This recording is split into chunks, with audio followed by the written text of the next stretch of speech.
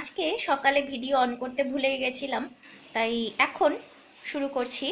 সকালে যা যা কাজ আছে সেগুলো করলাম। এখন চিকেন ধুয়ে দেব মাকে। রাতে চিকেন ভর্তা দিদি তৈরি করবে। আমি খাওয়া দাওয়া করে এখন ছাদে চলে এসেছি। মা সব জামা কাপড় মেলে দিচ্ছে।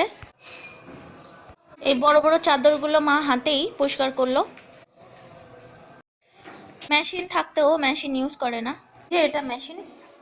এখন মা নিচে যাচ্ছে, আমি যাবো একটু পরে। আমি এখন বিকেলে চা খাচ্ছি। চা, ডালপুরি আর নলেন গুড়ের পায়েস। তখন চা খেলাম। আজকে আমাদের বাড়িতে ডিনারে তৈরি হচ্ছে ভর্তা, দিদি তৈরি করছে। তখন দেখালাম দিদি চিকেন ভর্তা রান্না করছিল। এটা হয়েও গেছে আজকে আমাদের রাতে এটা ডিনার। আর দিদির, কারণ যেহেতু মা চিকেন খায় না।